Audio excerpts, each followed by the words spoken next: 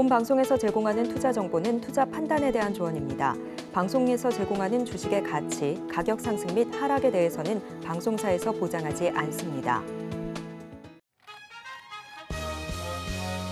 실시간 정보 브리핑입니다. 먼저 첫 번째 브리핑입니다. 바이오 기업 알테오젠이 2차 전지 기업 에코프로비엠을 제치고 코스닥 시장 시가총액 1위로 올라섰습니다. 최근 증시에서 미국의 바이오시밀러 의약품 수요 증가 등에 힘입어 바이오주로 매수세가 몰리고 있습니다. 올 들어 알테오젠 시총은 4조 7천억 원 수준에서 4배 이상 급증했습니다.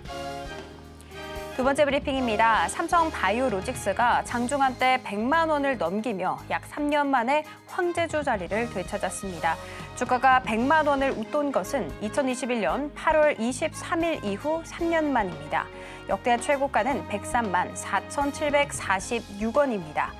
삼성 바이오로직스는 연결 기준 올해 2분기 영업이익은 전년 동기 대비 71.45% 증가했고 매출은 33.56% 늘어났습니다. 세 번째 브리핑입니다. 여성의 얼굴 사진에 음란물을 합성하는 딥페이크 범죄가 사회적으로 대두되고 있습니다. 국내 증시에서는 이를 해결할 대안을 가진 상장사에 대한 기대 심리가 발동하고 있습니다. 방송통신심의위원회는 전일 텔레그램 기반 딥페이크 음란물 제작 및 유포 사건이 확산하자 긴급회의를 소집했습니다.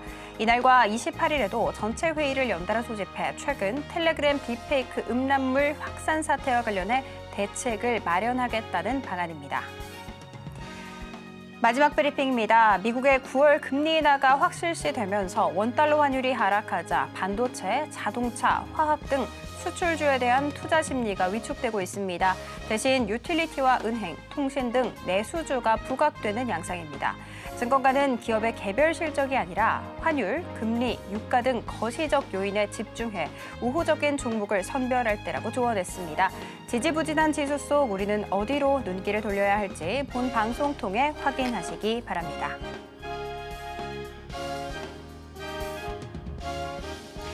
상한가 수익의 기회를 매일 여러분께 퀵 배송해드리겠습니다. 상한가 로켓 배송 진행의 장은입니다.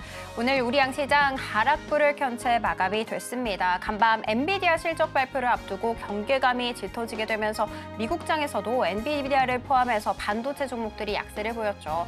그 흐름 그대로 우리 증시에도 흘러 들어오게 되면서 반도체 투톱이 영 힘을 써주지 못했고요. 그중에서도 SK하이닉스 같은 경우에는 2.5% 낙폭을 그린 채 마감이 되면서 보이시는 것처럼 코스피 지수를 끌어내렸습니다. 그리고 2,700선에서 조금 더 멀어진 채 마감이 됐습니다.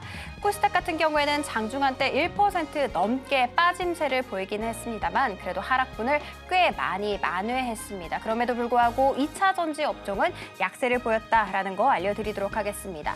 이렇게 시장이 밀림에도 불구하고 역시나 뚝심 있게 유지를 해주는 쪽은 바로 제약바이오였습니다. 보이시는 것처럼 오늘 삼성바이오로직스 그리고 알테오젠이 유의미한 상승세를 보여줬는데요. 삼성바이오로직스 같은 경우에는 장중한 때 100만 원을 넘어서는 모습까지 보여줬습니다. 그렇지만 상승분을 꽤나 많이 토해내면서 97만 원대에서 거래를 마감했습니다. 알테오젠 같은 경우에는 시가총액 1위 자리를 다시금 보이시는 것처럼 탈환하는데 그리고 올라가는 데 성공을 하는 모습이었습니다. 31만 원대에서 거래를 마감했다라는 거 알려드리면서 넥스트 바이오메디컬 같은 경우에는 개별 호재가 있었습니다. 주력 제품의 성장성이 부각받게 되면서 28% 넘는 강한 불기둥으로 마감이 됐고요. ESL 같은 경우에는 삼성이 여기에도 지분 투자를 10% 정도 했다라는 사실 부각받으면서 어제는 상한가 그리고 오늘도 보이시는 것처럼 19% 넘는 강한 불기둥으로 마감이 됐습니다. 자, 그리고 다른 쪽은 바로 보안 쪽 살펴보도록 하겠습니다. 딥페이크 관련해서 범죄 이것을 강경하게 대응해야겠다라는 정부의 이야기 받으면서 오늘 가장 탄력적으로 움직이는 쪽이 바로 보안이었는데요. 보이시는 것처럼 한 종목을 제외하고 모두 다 상한가 풀리지 않은 채 거래를 마감했습니다. 그리고 덩달아서 AI 소프트웨어도 강한 상승 탄력 받았다는 거 알려드리도록 하겠습니다. 자, 이렇게 오늘장 정리와 함께 내일장 투자 전략 궁금하다 하시는 분들은 오늘도 저희 방송 끝까지 함께해 주시기 바라겠습니다. 저희 방송 유튜브로도 시청하실 수 있다는 것은 알고 가시면 좋을 것 같고요. 본 방송에서 제공하는 정보는 투자 판단에 대한 조언일 뿐 해당 주식의 가치와 수익률 이윤율을 보장하지는 않습니다. 저희 서울경제TV는 자본시장통합법을 준수하고 있습니다. 1:1 투자 상담이나 유사 수신 행위 등 모든 불법 사항은 엄중하게 금지하고 있고요. 서울경제TV, 서울경제신문은 당사의 브랜드입니다. 기타 유사 브랜드에 유의하시기 바라겠습니다. 자, 그렇다면 본격적으로 상한가 로켓 배송 출발합니다.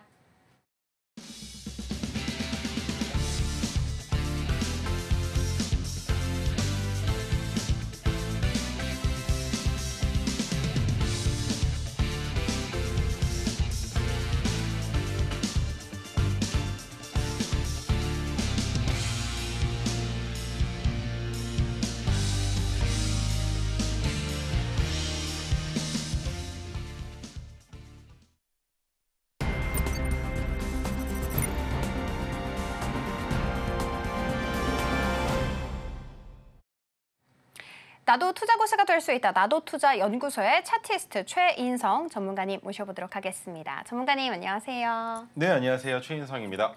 전문가님 오늘은 좀 사실 반등세를 보여주나라는 생각을 했는데 또 약세를 보이면서 마감이 됐습니다. 혹시 오늘 장은 어떻게 보셨을까요? 반등세를 기대해 볼 만한 이슈는 없었죠. 미국장부터가 네. 흔들리고 시작을 했으니까. 그런데 어떻게 보면 어제 상승했었던 종목군들 다시 한번 재차 상승을 보여주진 않을까라는 기대도 조금 하셨을 거고요. 그리고 전기차 화재 관련주가 또 부각을 받고 있는 상황이지 않습니까? 그런데 갑작스럽게 등장한 이슈가 바로 딥페이크입니다. 이 딥페이크로 인한 범죄가 일어나고 있다. 그런데 이것이 미성년자들에게 얼마나 큰 파장을 불러일으킬지 아무도 예측할 수 없다라는 내용 때문에 보안 관련주의 주가가 오늘은 너무나 큰 폭으로 올라갔는데 제 생각엔 정부에서 어떤 정책에 대한 발표나 이념이 나오지 않는다면 그래도 어느 정도는 유지하면서 키 맞추기를 보여주는 테마로 자리를 잡지 않을까라는 생각을 하고 있다라고 말씀드리도록 하겠습니다. 네, 어제 나오셔서 제약바이오 쪽을 눈여겨봐라라고 말씀을 해주셨거든요. 그런데 오늘 또 특히 알테오젠 같은 경우에는 사상 처음으로 코스닥 시장 시가총액 1위 자리를 이렇게 올라서는 모습이었죠. 어제를 바탕으로 해서 오늘의 섹터는 또 어떻게 보셨는지 여쭤보는 시간 가져보도록 하겠습니다. 자, 여기에서 여러분들 제약바이오를 보실 때 삼성바이오로직스와 알테오젠 같은 경우에는 올라갈 수 있는 여력은 있지만 삼성바이오로직스라는 기업이 생겨나게 된 근간을 알고 가신다면 삼성바이오로직스를 투자하는 건 조금 깊이 될 수 있다라는 생각을 꼭 하셔야 됩니다. 하지만 알테오젠을 봤을 때 제가 오늘도 장중에 그런 얘기를 했습니다. 와, 이거 과거 시점으로 돌아가 있는 것 같다라는 얘기를 했다라는 건데 우리 2017년으로 한번 돌아가 보죠. 그때 당시에 상장되어 있었던 코스닥에 상장되어 있었던 기업 중에 코스피로 이전 상장했었던 기업이 있었습니다. 바로 셀트리온이었죠. 그런데 그 당시 셀트리온의 주가 상승분과 알테오젠이 지금 그리고 있는 그림 모양새가 비슷하다라는 겁니다. 그렇다면 올해는 아니더라도 공매도가 재개되는 시점에 코스피로 이전 상장을 하면서 2달 정도 유보 기간을 갖고 주가가 고점까지 상승을 하면서 공매도를 할 수 있는 환경을 조성을 해놓고 이건 우리가 하는 게 아니겠죠. 외국인들이 할 겁니다. 그렇게 주가를 끌어올려 놓고 윗단에서부터 공매도를 잡아 주가를 끄집어 내린다면 현재 셀트리온이 보여주고 있는 주가의 위치와 같은 자리까지 밀릴 수 있다라는 관점에서 지금 알테오젠의 상승은 지속될 가능성이 매우 높지 않을까라는 생각을 하고 있습니다. 하지만 개별단으로 봤을 때 제약바이오라는 이름을 가지고 있지만 그 상단에 상승폭의 상단을 차지하고 있는 종목들의 상승은 그렇게 큰 의미가 있다라고 보여지진 않습니다. 개별적인 상승이라고 생각을 할 수 있을 것 같다라는 점에서 아직까지 제약바이오가 지속적인 상승을 보여줄 수 있을 것이냐라는 얘기를 하기는 어려울 것 같다라는 설명을 드릴 수 있을 것 같습니다. 자, 그리고 어제장의 관심 테마를 설명을 한번 들어보도록 하겠습니다. 전기차 화재 관련주 있었죠. 그리고 제약바이오에 액침 냉각이 있었는데 이 액침 냉각 같은 경우에는 아직까지 엔비디아에서 발표한 것은 아닙니다. 하지만 미래 시장으로 봤을 때 우리가 AI에 투자하는 것과 같은 양상으로 봤을 땐 AI보다 더 빠른 시일에 액침 냉각이 상용화가 되어야 된다는 거예요. 그래야 더 많은 AI 기술을 발전시키는 데 이바지할 수 있다는 거겠죠. 그렇기 때문에 전기차 화재 관련주 오늘 시장이 흔들리면서 이슈로 자리매김하지 못했습니다. 그 이유로 볼 수 있는 건 역시나 보안 관련주 때문이었었고요. 그럼 두 번째, 제약바이오주는 어떻게 바라봐야 될까요? 아주 간단합니다. 지수가 하락했기 때문에 어느 정도는 자리를 잡을 수밖에 없는 테마다라고 생각을 하시면 된다는 거죠. 그리고 액침 냉각 관련주 같은 경우에도 지금 이제서야 테마로 자리를 잡을까 말까, 매집을 할까 말까 고민을 하고 있는 단계였기 때문에 오늘 액침 냉각 쪽에서 좀 더 큰 상승을 만들어줬었다라고 생각을 할 수 있을 것 같은데요. 자, 전기차 화재 관련주 뭐가 나와 있는지 한번 보겠습니다. 이 종목들 오늘 큰 상승을 보여주지 못했지만 와이트솔루션 그리고 한빛레이저, 제일일렉트릭 모두 다 상승을 보여주기보다는 하락으로 마감을 했다라는 거. 그리고 제약바이오 같은 경우에는 보로노이를 빼고 에이프릴바이오 같은 경우에는 상승을 보여주지 못했습니다. 여기까지만 말씀을 드리도록 하고요. 왜냐? 제약바이오주들은 키 맞추기 형식의 상승이 나왔을 뿐 의미가 있는 상승은 나오지 않았다고 설명을 드렸습니다. 그리고 액침 냉각 관련주는 삼성공조와 KN솔인데 KN솔 같은 경우는 오늘 토르신호가 떴습니다. 하지만 진입은 오늘은 KN솔을 말씀드리지 않을 거예요. 그래서 삼성공조는 지속적인 상승을 보여줬다. 그리고 KN솔도 상승을 보여줬다. 그리고 마지막으로 초전도체 얘기를 안 하고 싶은데 해야겠습니다. 변동성이 나왔기 때문이죠. 오늘 초전도체 덕성과 엑스게이트가 두 종목 모두 1차 VI, 즉 10%의 상승을 보여주고 주가가 내려오면서 마감을 했습니다. 그 말인즉 역시나 초전도체는 거래량이 있던 없던 끌어올리겠다라고 마음만 먹으면 그냥 위로 매도 호가를 집어삼키고 올린다라는 것. 그래서 자칫 잘못해서 물리면 매우 큰 손실을 볼 수 있다는 걸 다시 한번 느낄 수 있는 대목이 되었다라고 생각합니다. 네, 이렇게 어제로 본 오늘의 섹터 한번 살펴봤습니다. 자, 그러면 미국장 마감 테마 어떻게 됐는지 그리고 플러스 알파로 오늘 장에서 주도 테마는 어떤 것이 있었는지 바로 전문가님께 여쭤보도록 하겠습니다. 전문가님 한번 답변해 주세요. 전체적으로 다 빠졌습니다. 그래서 미국장 자체가 흔들렸기 때문에 어떻게 보면 이것을 우리나라가 의겨 넣을 수가 없다라는 거죠. 그렇기 때문에 우리나라도 마찬가지로 오늘 시장은 혼조세를 기록할 가능성이 있고 새로운 테마들이 급부상할 가능성에 대한 시사가 이미 되어 있었던 상황에서 오전장이 시작이 됐다라고 보시면 될 것 같습니다. 그래서 엔비디아 같은 경우 2.25% 빠졌는데 이것으로 끝날 것이냐 아니면 내일 더 빠질 것이냐 그건 아직 모릅니다. 하지만 오히려 하락이 나온다면 실적 발표가 나올 때 더 큰 폭의 상승이 나오면서 우리나라에 반도체 쓰나미가 몰려올 수도 있다라는 거, 반도체 관련주의 상승이 크게 두드러질 수도 있는 어떻게 보면 개별적인 테마의 종목으로도 볼 수 있는 시장이 열릴 수 있다라는 관점에서 엔비디아의 하락은 나쁘게 보여지지는 않습니다. 하지만 마이크로소프트도 약하게 하락을 했고요. 그다음에 애플과 구글 같은 경우는 약상승을 했지만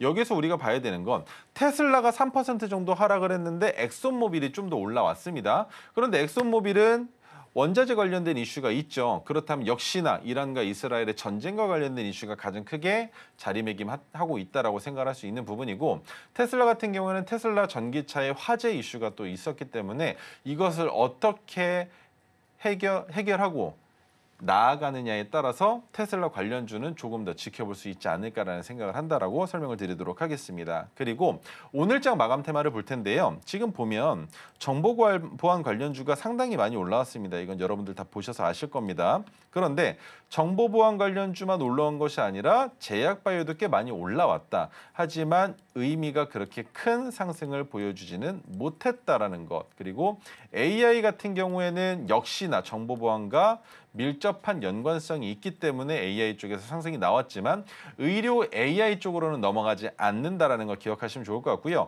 우주항공 관련주 역시나 원달러 환율의 영향으로 아직까지 상승을 보여주고 있고 화장품 관련주가 조금 의아합니다. 실적이 좋게 나온 기업들이 분명히 존재합니다. 하지만 화장품 같은 경우에도 마찬가지로 수입이 아니라 수출하는 기업이죠. 그렇다면 원달러의 영향을 받을 텐데 오히려 상승을 보여줬다라는 것.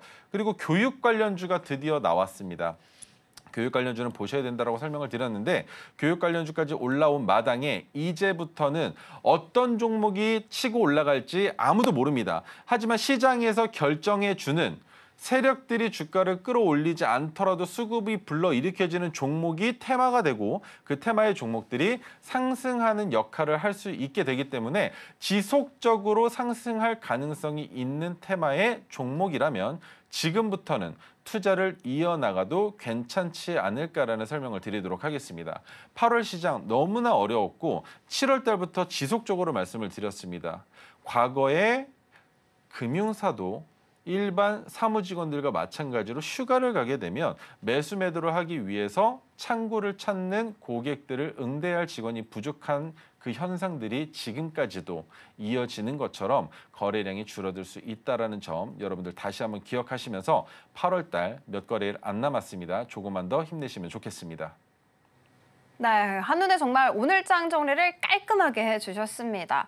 어제 나오셔서 우리 전문가님께서 제약바이오를 눈여겨봐라 라고 말씀을 해주셨거든요. 그런데 진짜 제약바이오 뜨거웠잖아요. 그래서 많은 분들이 지금 내일장은 또 어떤 쪽을 봐야 하는지 고민이실 것 같습니다. 바로 우리 전문가님께 여쭤보는 시간 가져보도록 할게요. 내일장은 어떻게 봐야 될까요? 근데 내일장 같은 경우에는 역시나 보완주 보셔야 됩니다. 그리고 그 밖의 종목들도 같이 한번 보셔야 될 텐데 자, ICTK부터 설명을 한번 드려보도록 하겠습니다. ICTK, 롯데이노베이트, SP소프트, 라온시큐어, 이스트소프트, 엑스게이트까지 나와 있고요. 엑스게이트는 어제도 말씀드린 종목입니다. 그 밖에 폴라리스 AI 관련주죠. 그다음에 나노팀, 나무가, 한선엔지니어링, 삼성공조, SOS랩까지 나와 있는데 이 종목들 중에 몇 종목만 한번 보도록 하겠습니다.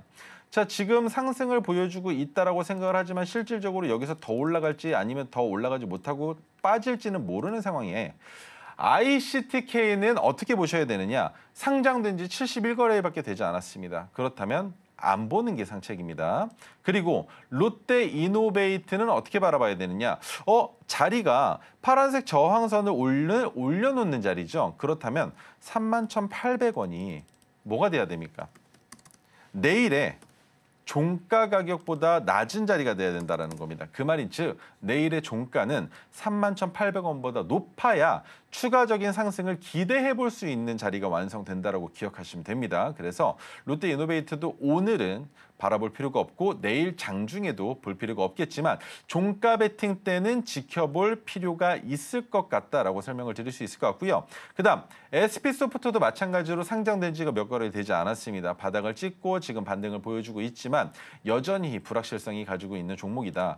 그런데 라온시큐어는 얘기가 좀 다릅니다. 라온시큐어는 장기 투자자들의 관점에서 매매로 접근하기 너무 좋은 종목이에요. 예를 들면 2,500원 아래 구간에서 진입을 해서 4,000원까지 바라볼 수 있는 종목이죠. 왜 그렇게 말씀을 드리느냐? 기간은 오래 걸릴지언정 이 종목은 여기까지 한번 보겠습니다.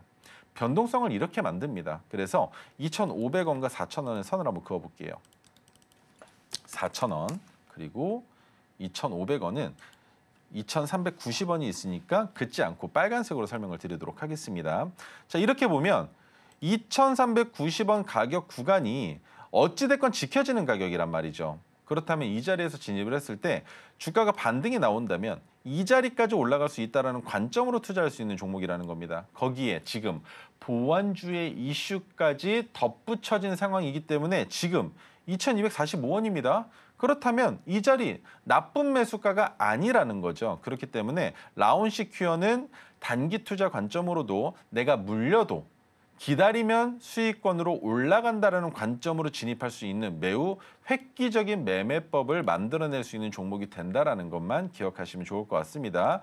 자, 그리고 이스트소프트 마찬가지입니다. 지금 위에서 설명드렸던 ICTK, 롯데이노베이트, SP소프트와는 다르게 저점을 찍은 기간이 언제입니까? 2022년입니다. 그때 찍은 이후로 아직까지 저점을 경신하지 않고 있다. 이날이죠. 6월 24일. 그렇죠. 여기서부터 저점을 이탈한 적이 없습니다. 그렇다면 메가토리 기법의 자리까지만 내려왔다가 반등이 나오고 있는 상황이기 때문에 이스트소프트도 마찬가지로 고점을 어디까지? 윗단에 있는 파란색 저항선 19,740원까지 열어놓고 볼 수 있는 종목이 된다는 거죠. 이해가 되십니까? 이렇게 종목들을 볼 때 과거 시점에서는 어디까지 올라갔고 지금 현재 관점으로 봤을 때는 어디까지 볼 수 있는지 그것만 확인할 수 있다면 투자하는 데 큰 무리가 없다라는 겁니다. 그래서 고점을 찍었었던 가격을 다시 찍는 기술적 반등이 나올 수 있다는 관점으로 진입하는 것이지 더 큰 이 상단까지 올라갈 수 있다는 기대 심리로 투자하는 건 아니라는 것만 기억하시면 좋을 것 같고요. 지금 이 자리에서 진입을 해서 19,000원대에 분할 익절을 했다면 상단까지 올라가는 것에 대한 기대 심리를 가질 수 있겠지만 19,000원이 넘어가는 자리에서 진입하신 분들 입장에서는 주가가 올라가지 못할 때 빠르게 털고 나오셔야 된다는 것도 같이 기억해 주시면 좋을 것 같습니다. 그리고 엑스게이트도 마찬가지입니다. 상장된 지 얼마 안 됐지만 역시나 가장 큰 이슈는 저점을 찍은 지 3개월이 지났다라는 것만 기억하시면 된다는 거예요. 우리 얼마 전이었습니다.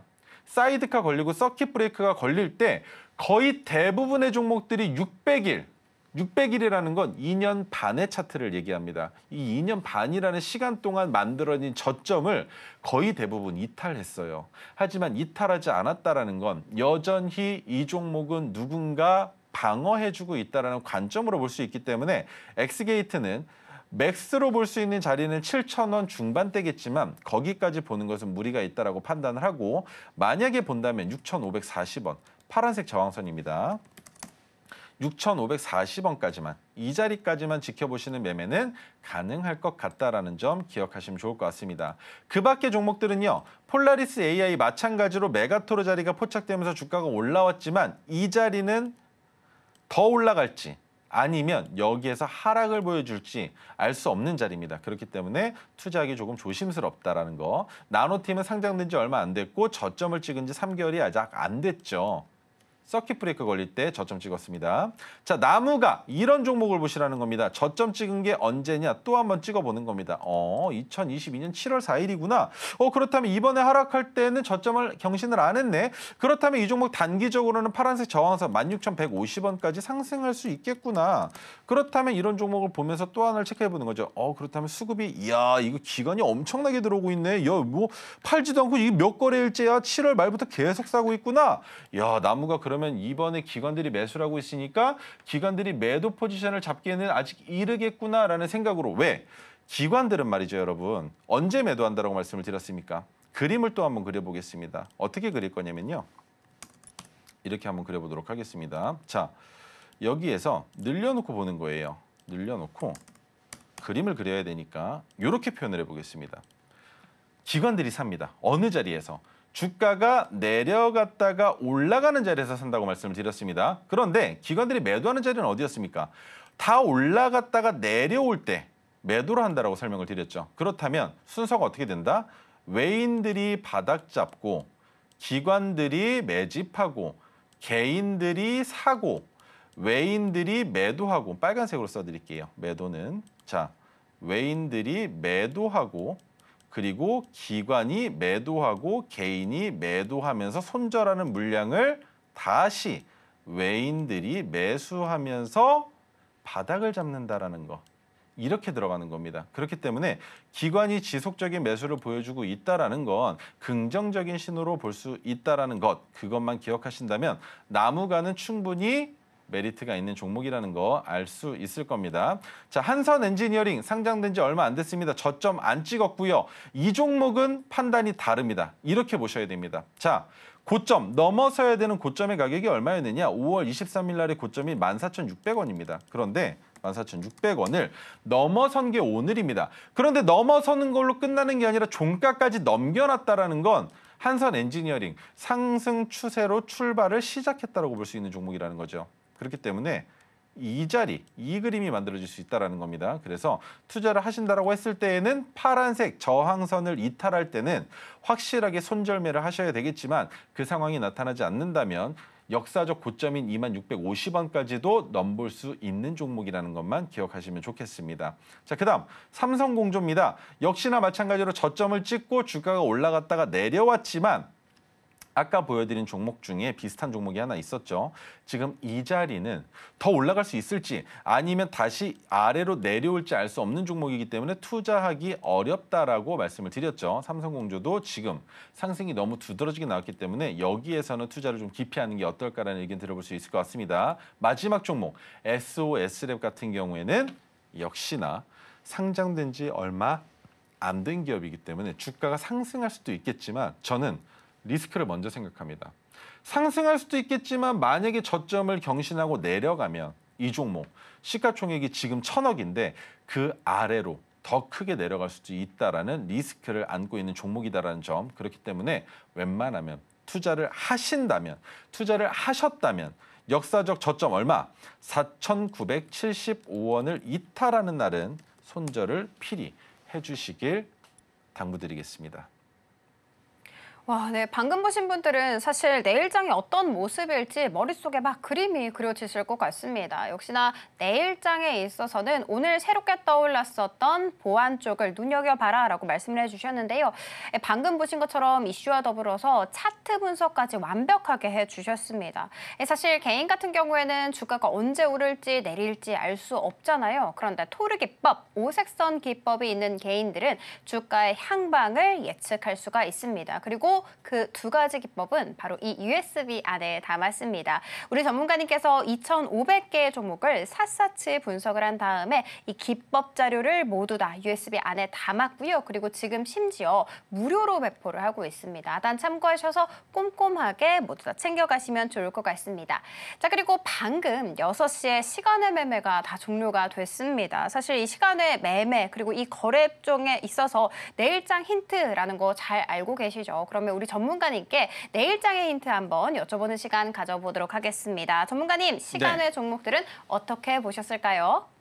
시간의 단일가 같은 경우에는 여러분들께 명확하게 분석할 수 있는 방법을 안내를 드릴 겁니다. 하지만 어제 시간의 단일가에 언급했었던 종목들 그리고 그 종목들을 어느 자리를 넘어설 때 지켜봐야 된다는 것까지 설명을 드렸어요. 오늘도 마찬가지로 설명을 드리도록 하겠습니다.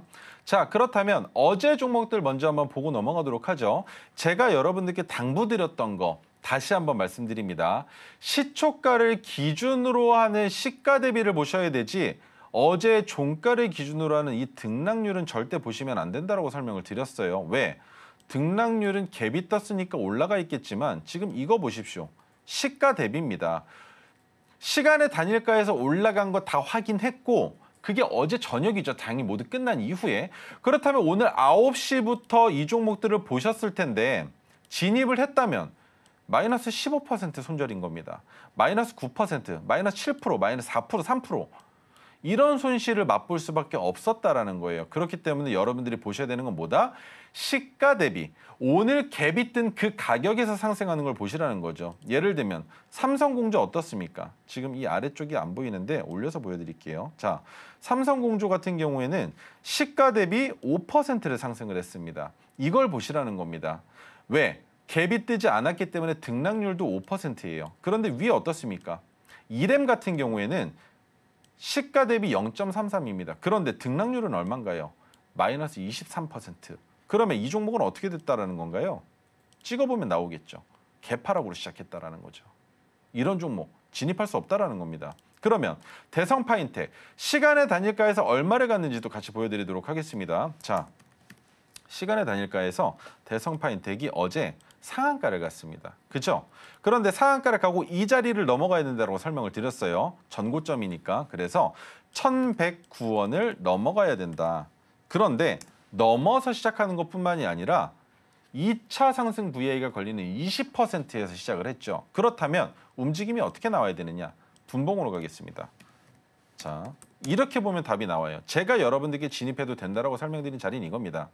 갭을 띄워놨으면 주가가 빠졌다가 다시 올라갈 때 고점을 돌파하는 이 자리가 맥점이 된다라고 설명을 드렸죠. 그러면 대성파인텍은 진입할 수 있는 자리가 안 나왔었던 겁니다. 그러면 휴스틸 볼까요? 자, 휴스틸 마찬가지로 갭을 띄워서 5,000원까지 올라갔습니다. 그런데 내려왔으면 5,000원 넘어갈 때 5,010원이 매수가가 되지 않습니까? 도달하지 않았으니까 진입 안 하는 겁니다. 그러면 또 다른 종목, 인성정보. 마찬가지죠. 2,980원이라고 갭을 띄워놨으면 그 다음에 뭐가 나와야 됩니까? 반등이 나왔어야 되는데 나오지 않았죠. 마찬가지로 진입할 수 없는 종목입니다. 금양 똑같고요. 오성첨단소재 마찬가지입니다. 그런데 여러분들은 어디에서 진입을 하시느냐. 그게 여러분들의 페인이 되실 수 있다는 거예요. 시간의 단위가에서 올라갔으니까 내일도 상승을 보여주지 않을까. 야, 이거 20%는 올라가서 300일 이동평균선 위에서 시작하는데 바로 상한가 직행하는 거 아니야? 라고 생각하셨을 텐데 어떻게 됐습니까? 그냥 주르륵 흘러내린다라는 겁니다. 이래서 위험하다라는 것, 시간의 단위가 위험하다라는 것. 하지만 그것을 분봉상의 자리만 잡을 수 있다면 단기 투자 관점으로 너무나 좋은 스캘핑 매매도 구사해 볼 수 있다는 관점에서 오늘 시간에 되니까 마감됐으니 종목을 또 한번 뽑아보겠습니다. 폴라리스 AI 나왔습니다. 포시에스 있고요. CQ센 그리고 하이브. 야, 하이브 오랜만에 올라왔네요. 그래도 이슈가 있었던 종목인데 큐리옥스 바이오 시스템즈, 폴라리스 오피스까지 같이 올라왔고요. 그리고 그리드워즈 나왔고요. 그리드 위즈 나왔고요. 드림 시큐리티 보안 관련주 들어가야 되겠죠. 아이빔 테크놀로지 들어왔습니다. 그리고 우정바이오는 경고 종목이지만 여기까지 한번 넣고 보도록 하죠. 자, 그러면 폴라리스 AI는 AI 관련주로서 아직까지 모멘텀이 살아있고 지금 핑크색 지지선, 분봉 기준으로 핑크색 지지선을 밟았기 때문에 갭을 띄우면서 시작할 것이다라는 거 확인할 수 있습니다. 그렇다면 일봉으로 돌아와서 어디를 맥점으로 잡아야 되겠습니까? 목표 매도가. 정확하게 나와 있습니다. 파란색 저항선 3,515원을 보시는 거예요. 여기까지만 보시는 겁니다. 3,515원까지 내일 갈 수 있겠습니까? 가능성 있겠죠. 하지만 이 자리를 넘어선다면 상한가 가고 갭이 뜨겠지만 그렇지 않다면 3,515원 위로 넘어갔다가 종가는 오히려 내려와서 끝날 수 있다는 거 기억하시면 좋을 것 같고요. 포시에스 역시나 비대면 재택근무 관련주죠. 위에 검은색 저항선까지 올라갈 가능성이 있다는 관점으로 검은색 선의 가격은 2,820원입니다. 그냥 종목을 말씀을 드릴 때 받아 적으시는 게 아니라 왜 최인성이가 어떻게 이 종목의 저항을 잡고 지지선을 잡고 여기까지만 봐야 되는지에 대한 설명하는 그 부분들을 여러분들이 이해하셔서 여러분들 것으로 만드셔야 된다는 거예요. 자, 포시에스 같은 경우에는 120일 이동평균선으로 봤을 땐 2,820원이 높은 자리처럼 보여지시겠지만 600일, 2년 반의 차트로 봤을 땐 높은 자리가 아닙니다. 하지만 왜 여기까지만 잡아드리느냐? 저항이었던 가격입니다.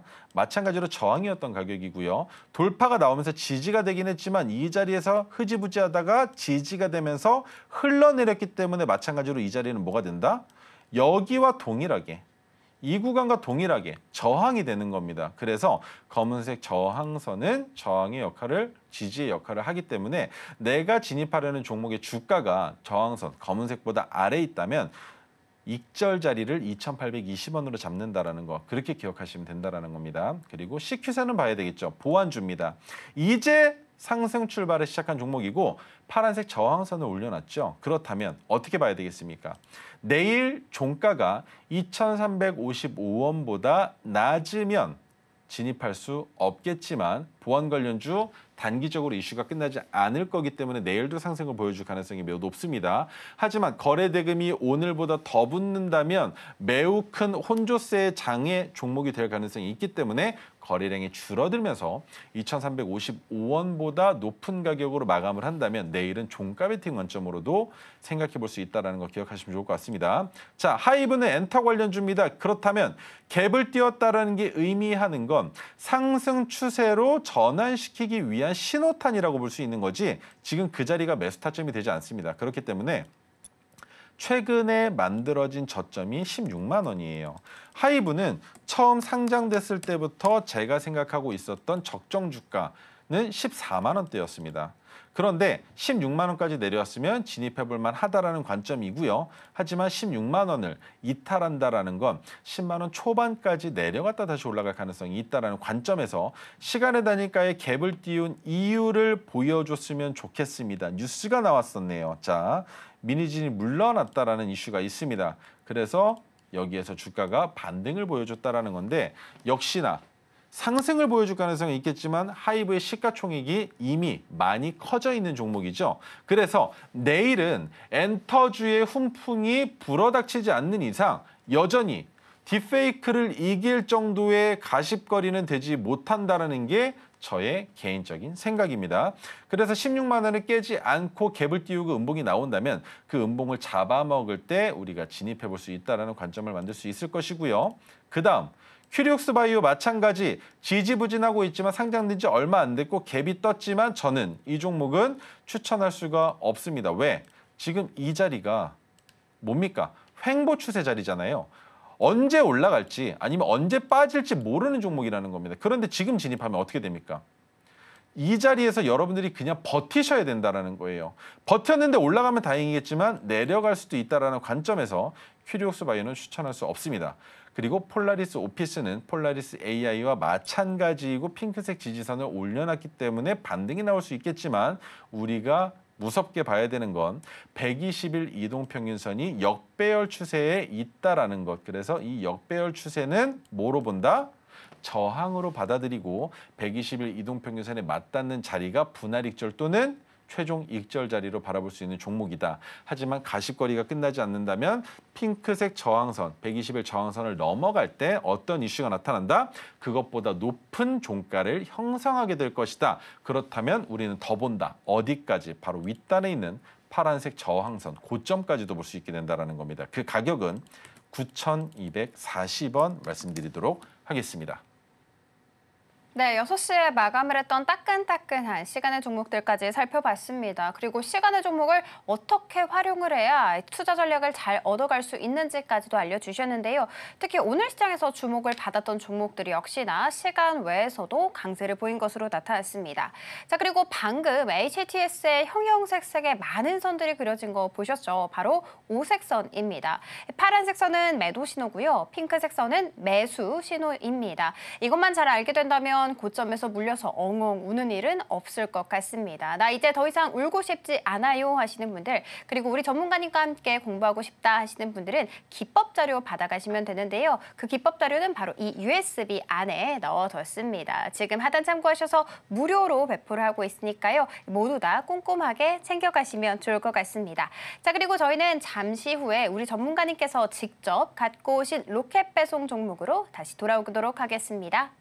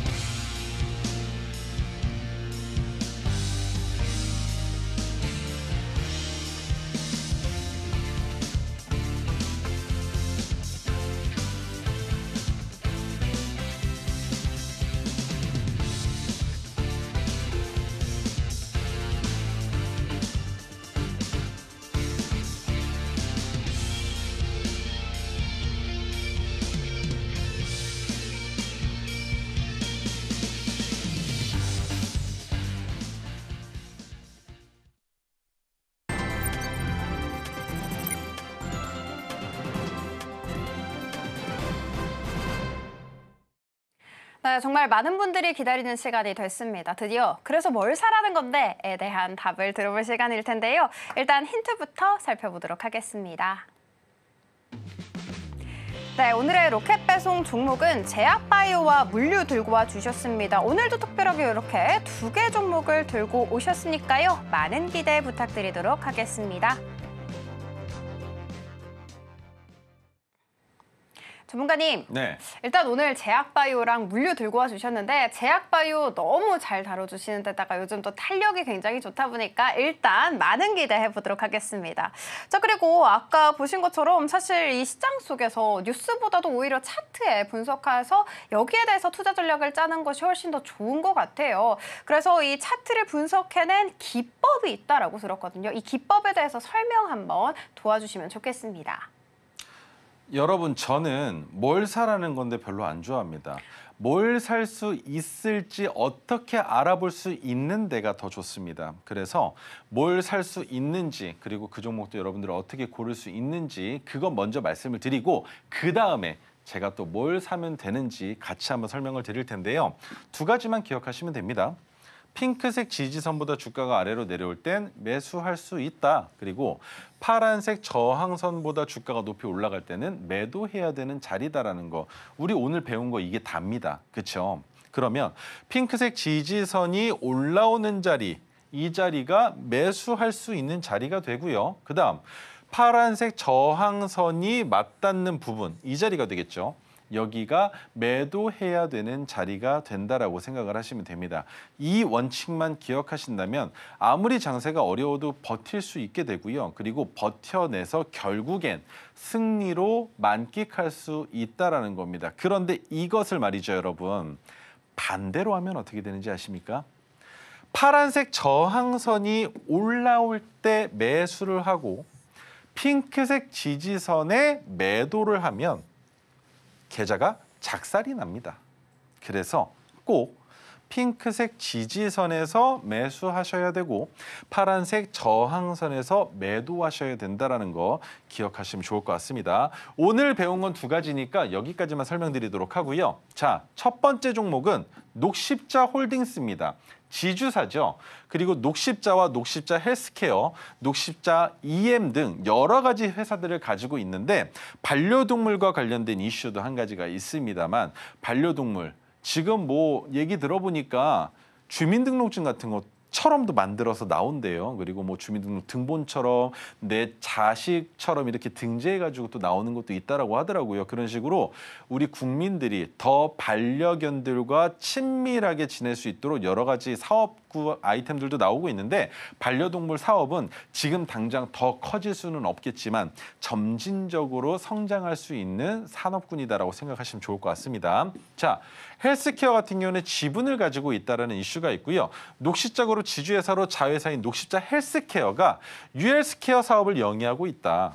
이것은 활동량 데이터 자동 전송기기인 스마트 활동량 개 워키 플러스 D 등을 출시했다는 이슈가 있는데, 이것 또한 마찬가지로 제품을 판매하는 거기 때문에 실적이 정확하게 찍히지 않는 이상 우리는 아직까지는 조금 녹십자를 믿을 만한 이슈가 없다라는 거예요. 그런데 원숭이 두창, 이런 뉴스는 아무리 적자를 기록하고 있다 하더라도 제약바이오지 않습니까? 그러면 주가가 반영을 받습니다. 그래서 최근 원숭이 두창, 엠폭스 관련주로 녹십자와 녹십자 홀딩스의 주가가 큰 폭으로 상승했었던 건 기억하고 계실 겁니다. 그 밖에도 고령화 노인복지 관련된 종목으로도 선별되고요. 그리고 비대면 진료와 원격 의료 관련주로도 엮이기도 합니다. 물론 큰 상승은 나오지 않아요. 그 이유 말씀드릴게요. 마지막으로 백신 관련주로서도 여러 가지 사업들을 하고 있지만 왜 가십거리가 되지 못하느냐? 이것 때문입니다. 지속적으로 성장을 보여주고는 있습니다. 매출액을 기준으로 하면 말이죠. 그런데 영업이익이 흑자를 기록하다가 갑작스럽게 적자로 폭이 크게 증가됐어요. 그리고 나서 적자를 기록하다가 이번 분기에 흑자로 전환되었습니다. 그렇다면 여기에서부터 관심도가 증가될 가능성이 있는 종목으로 우리는 선별해 놓겠죠. 한 가지 더, 주가가 높지 않아야 된다는 것. 왜? 이슈몰이를 할 수는 있지만 예를 들어서 주가가 고점까지 올라가 있는 구간이면 그 다음 분기 때 적자로 전환되면 다시 내려오지 않습니까? 그런데 반대로 주가가 바닥 구간이라고 생각되는 자리에 있으면 적자로 전환된다 하더라도 더 이상 물러설 데가 없다라고 볼 수 있는 거예요. 그렇기 때문에 이런 종목들을 잡을 땐 적정 주가 위치를 판단하는 게 매우 중요하다라는 것. 그리고 단기 순이익으로 봤을 때에도 역시나 적자 폭이 커졌고 그 적자 폭을 줄이려고 하고 있다. 파란색이죠. 거기에서 줄어든 겁니다. 늘어난 거죠. 아래도 마찬가지. 208억, 619억이었다가 마이너스 250억까지 줄여놨고요. 그다음 영업이익률이 증가됐고 반대로 지배주주 순이익률도 많이 감소됐습니다. 그렇다면 여기서 다음 분기 때 오히려 지배주주 순이익률이 증가될 가능성도 있다라고 생각할 수가 있겠죠. 그래서 녹십자홀딩스는 120일 차트로 봤을 때는 주가가 높은 것처럼 보여지지만 이때 다 기억하실 겁니다. 그죠? 코로나 관련된 이슈 그리고 원숭이 두창 관련된 이슈가 있었다라는 관점으로 이 종목을 말씀드리는 건 아니지만 충분히 지금 자리가 저점이다라는 걸 여러분들께 다시 한번 확실하게 보여드릴 겁니다. 그래서 매수가는 16,940원을 잡아드렸어요. 오늘 종가가 17,020원인데 왜 16,940원이냐? 토로 신호가 포착됐었던 종가의 가격입니다. 그렇기 때문에 그 자리 오늘도 내려왔었고요. 내려온다면 진입할 수 있다라는 거. 그러면 1차 목표 가격은 18,490원을 말씀을 드렸습니다. 이유는 최근 만들어진 고점의 가격이에요. 그래서 한호가만 올라가면서 18,500원까지만 올라가고 끝날 가능성도 있겠지만 우리가 미리 매도를 걸어놓는다면 여러분들의 물량을 누군가 다 사지 않는 이상 18,500원을 갈 수가 없겠죠. 그렇기 때문에 우리는 그것보다 바로 아래 호가인 18,490원을 목표가로 산정을 하는 겁니다. 하지만 그 가격을 넘어가게 된다면 최종 목표 가격은 24,700원까지 열어놓겠습니다. 그리고 한 가지 더, 매수가와 손절가의 이격을 매우 짧게 잡았습니다. 왜? 갈 거라면 지금 바로 간다라는 게 제 생각입니다. 그래서 15,950원까지 손절가를 잡아드리고요. 그렇다면 장기 차트입니다. 야, 이렇게 볼 때는 상승 추세인 것 같았는데 600일 차트로 보니까 바닥이네. 그죠?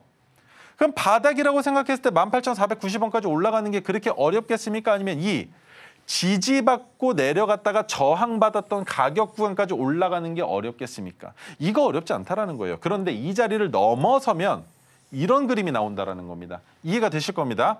그런데 이게 끝이 아닙니다. 이거 보시면 더 놀라우실 거예요. 와, 2,400일 차트로 봤더니 이거 뭐 바닥도 이런 바닥이 없습니다. 그죠? 올라갔다가 내려갔다가 올라갔다 내려갔다 올라갔다 내려온 이 자리 언제부터입니까? 이거 2014년 차트부터예요. 10년 차트 보여드리는 겁니다. 그러면 지금 이 자리 바닥이라고 봐도 되지 않겠습니까? 기간만 두고 있다면 24,700원 충분히 가능성이 있다라는 거예요. 충분히. 그래서 최종 목표 가격은 물론 더 높이 잡는 투자자들도 있겠죠. 하지만 현실적으로 이행 가능한 자리는 24,700원까지만 우선적으로 보는 게 맞다라는 점 기억하시면 좋겠습니다. 자, 다음 종목으로 바로 넘어가 보도록 하죠. 두 번째 종목은 동방입니다. 동방 같은 경우에는 물류 관련주예요. 엄청난 이슈가 있는 종목입니다.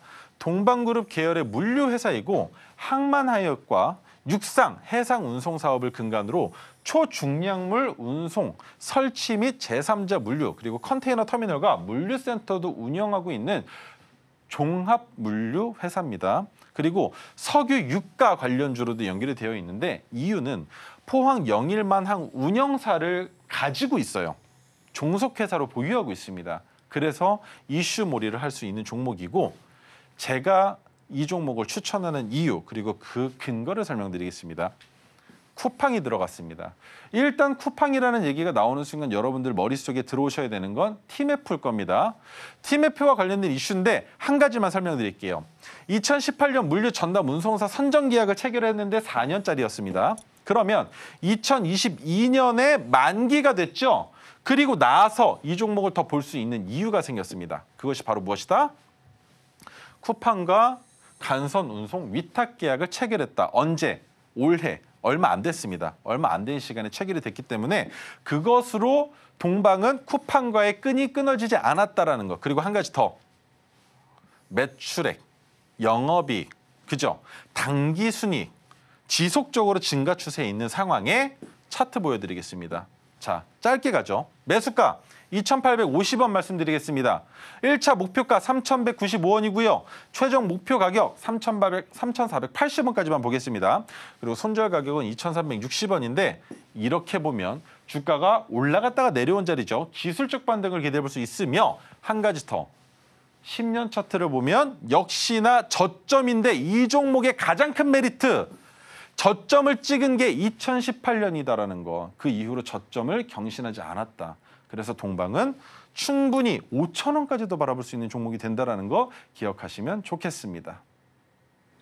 네, 우리 전문가님께서 우문현답을 해주셨습니다. 그래서 뭘 사라는 건데에 대한 대답보다도 어떤 종목을 어떻게 봐야 하는지 설명을 해주셨는데요. 그러니까 물고기를 잡는 방법을 알려주신 거죠. 여러분들도 물고기 잡는 방법 잘 알고 가셔서 스스로 내 장구를 배분리해 보시면 좋을 것 같습니다. 자, 그리고 오늘 공략한 종목으로는 녹십자홀딩스 동방까지 알려주셨습니다. 이제 올라갈 준비가 다 됐다고 합니다. 맛있게 잘 지어진 밥에 숟가락만 톡하고 얹어보시는 건 어떨까요?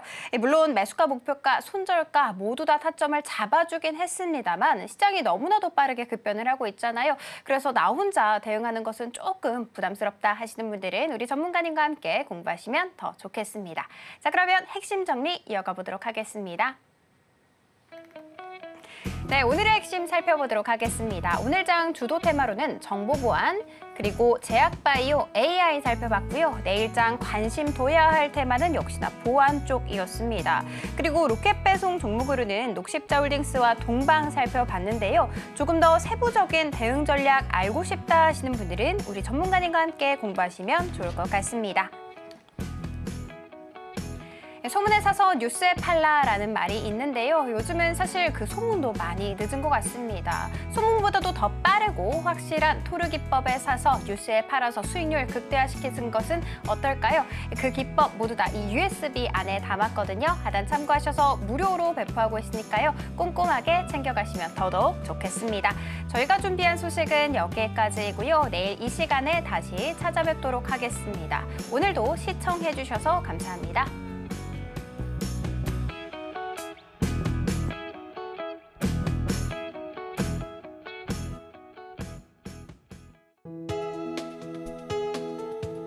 본 방송에서 제공하는 투자 정보는 투자 판단에 대한 조언입니다. 방송에서 제공하는 주식의 가치, 가격 상승 및 하락에 대해서는 방송사에서 보장하지 않습니다.